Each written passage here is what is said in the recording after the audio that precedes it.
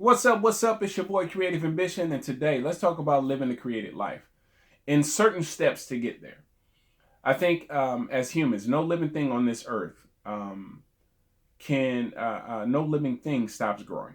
Okay, if we use us as humans, prime example, our hair, our nails, different things, our weight. There are certain things about us that never stops growing. And I think that a lot of times we forget that we have to feed what that is so that we can continue to reinvent ourselves into the next level, right? So to live the creative life, we have to change and do different things all the time. It has to be consistent. There's certain things in our lives that we want to create, but we are unwilling to change those things. So let me start with 7 steps, okay, to reinvent yourself. Number 1, see yourself outside of yourself. I think it's important that sometimes we get a better view of ourselves when we're looking from another outside in, right? Someone else's lenses. So, for example, if other people see us as negative, we don't see ourselves that way, but other people see us as negative, always complaining, griping about this, that, and the third, but never changing. Sometimes to look at ourselves like, how do people really view us? If we take the time to really observe that, look at people's not just facial expressions, but remarks and different things and how they interact with us, sometimes that's the best learning tool because if leave it up to us, a lot of things about us we are conditioned and programmed to do, we won't change. We'll say that's our character. That's who I am. Don't try to change me, right? But if we take the time to look from another person's lens, a lot of times that's one great way to reinvent our thought process to grow into the person that we want to grow. Because if you really think about it, no matter where you go on this planet, you're always going to be around people unless you're on an island. So you might as well learn and grow and be better, not only for you, but for those around you, right? And I'm not saying doing anything and everything just to please people. That's not it. I'm saying when you're better, you make everybody else around you better. So number 1, see yourself outside of yourself. Be okay with looking outside in and not always inside out. Number 2, I think it's important that we focus on the thing that caused the habit, not just focus on the habit. Focus on the thing that caused the habit. For example, some people who are overweight, the one thing they need to do, they realize is that they need to go on a diet or they need to lose weight.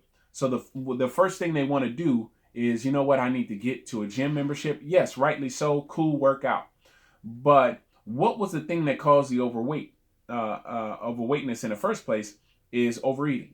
So one of the things that many people who are overweight, they don't do is change their diets. So I had a trainer one time and he was telling me, hey, Ken, what you need to do, he said, is 80% or 90% diet and it's 10% working out. And I was like, oh, okay.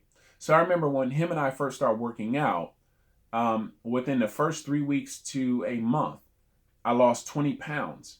And I was like, wow, because he gave me a meal plan and I ate right first for say 2 weeks, 3 weeks before him and I worked out. So I dropped, with the working out and the diet plan, I dropped 20 pounds. And so you can apply this to almost anything. Learn to focus on the thing that caused the habit in the first place. Some people, if we're talking about overeating, we're talking about what caused the overeating. Sometimes it's depression. Sometimes it's a tragic event.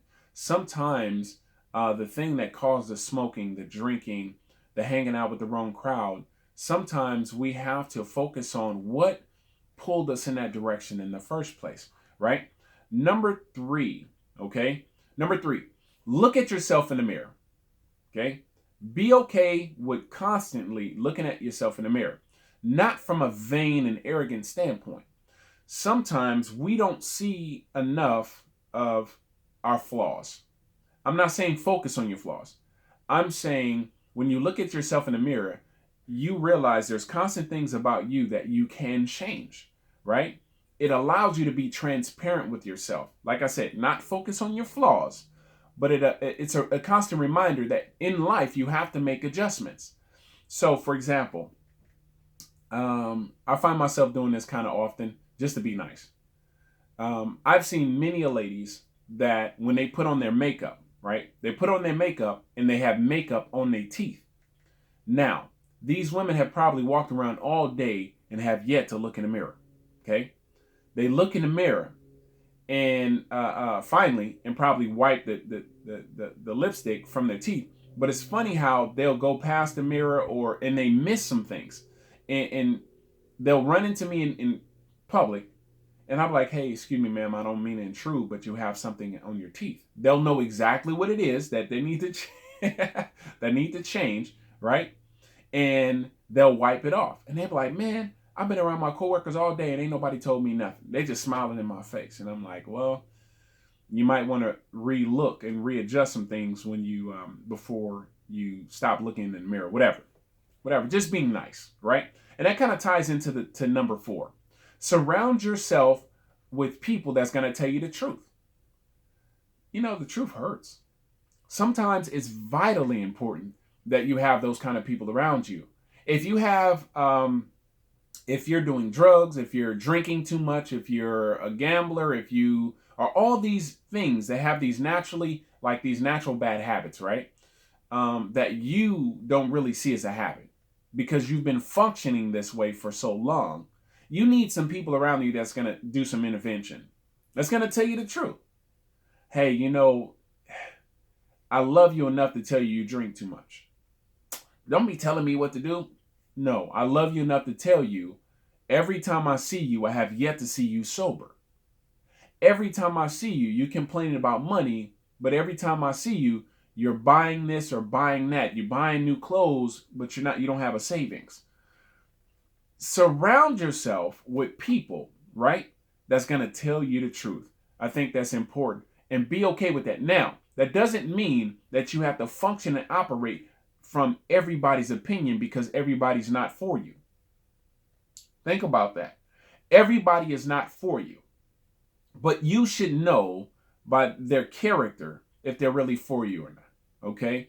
If what they are saying is to really make you better, not just to be hating because you got more money than them or you look better than them. No, if they are saying some things to you as a genuine friend or loved one to help you be better, be okay with surrounding yourself with people that tell you the truth. Okay?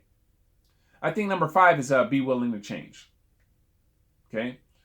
Sometimes in life, right, we get stuck. We get stagnant in being the same person. There's some people around me. Like I have friends that have been doing the same exact thing that we've been doing for, say, 5, 10, 20 years. Okay? Still going to the club. Look, we are our age. We've been out of the club for 15, say, however many years. Well, some of us. And I'm not knocking what they do to have fun. But what I'm saying is, after some point in life, we have to grow and develop. And if, say, I mentioned the club, there's only several things that go on in the club. You're spending money on drinks and whatever. You're buying your new outfits, probably every weekend, whatever. I'm not negating spend money on the things that you enjoy. What I'm saying is, people do the same thing, expect different results. And they wonder why so many years down the line, if they really calculate how much money they are wasting, they'd be like, dang, I could have had probably $500,000 by now. You know what I mean? So in life, we have to be willing to change. This is about reinventing yourself and living the created life. If you say, go to the club, since I'm using only this one as an example, don't knock me as I'm talking about a club, right? Because I like to go to the club every blue moon too, right? Just to dance. I like to dance. So you have to be willing to change. You can't be doing the same thing over and over again. So if you're going to the club, right, every weekend per month, or if you're going 3 times a month, however many times you're going to the month, cut that in half. Take the same amount of money, buy you some stocks. Take the same amount of money, put it in your savings account, Invest in something, right? So that you'll have something to show for it by the end of the year from the things that you have saved. Number 6, working on yourself. You have to work on yourself daily. Number 6, work on yourself daily. Okay. This is, so I'm a writer. I write. I have several other talents, but writing is one of my passions. And one of the things that helped me develop as a writer, right, is when I write every day something. I don't care if it's 20, 30, 40 minutes, an hour. I have to write something every day. You have to be okay with being consistent and working on your talents every day and not allow excuses to stunt your growth in that area. You got to work on yourself every single day because it's going to help you grow and develop and become that person. And then over time, it's going to help you live that life that you want to live, that sense of freedom. Okay, so one of my favorite motivational speakers is Les Brown. And he was talking about how when he first started, there's so many things that has happened in his life that has stunted his growth. Okay? Or not stunted his growth, but it was people saying things to him that, well, you can say stunted his growth. I'm over here. Don't want to double talk here. So he had a speech impediment or certain things that happened in his life, right? That people were telling him he wasn't going to amount to things. And then someone believed in him just enough and told him the truth about him and was speaking to the greatness within him, right? It helped him be okay with change. Certain people told him about himself, like, hey, you're a great speaker. You should run for whatever, not Congress, but some political party or whatever.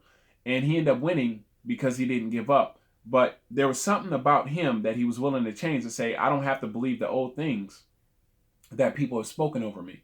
So there are certain things in life that we have to be okay with changing. So now he mentioned making like 50,000, I don't know, for a speech or whatever. But it took him to work on himself for like 5 straight years and even longer, right? To become that speaker that he wanted to become. And he's still growing and developing as a speaker. And so that's working on yourself daily. That's number 6. Number 7, I think you have to set, it could be 7 and 8. You have to set realistic and unrealistic goals. For example, setting a realistic goal saying that I need to go to work early every single day. So what do I need to do? I need to change a few habits. To set that unrealistic goal, got allergies. To set some unrealistic goals, realistic goals and unrealistic goals, I think is necessary. Setting a realistic goal says, I want to make some small steps, some small changes to get to where I need to be. So if I want to be a better coworker, I need to learn a little bit more about my craft outside of work, right? If I want to be a realistic goal as far as saving money. Every 20 I spend, I put $2 in a little jar or bank or something. There are certain things that we can do that we can set those realistic goals.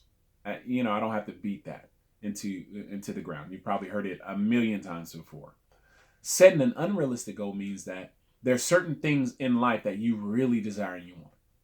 If you know in your heart of hearts that I'm supposed to be a millionaire, if we're making it about money, I'm supposed to be the greatest speaker, I'm supposed to be the greatest writer. How many books do you want on New York Times bestseller? If that's your goal, right? How many movies do you want to write? If you set an unrealistic goal, the unrealistic goal says that if I want to be a billionaire, what it does is it starts to condition my mind to do the things that's necessary. Say you start doing the realistic goals to build to that unrealistic goal. The unrealistic goal to say to many people is, I can be a billionaire. Well, many people may not believe it, but you do. So that unrealistic goal is, I'm going to be a billionaire. Well, how do you get there? It starts to change the way you start seeing life. You'll start spending your money different.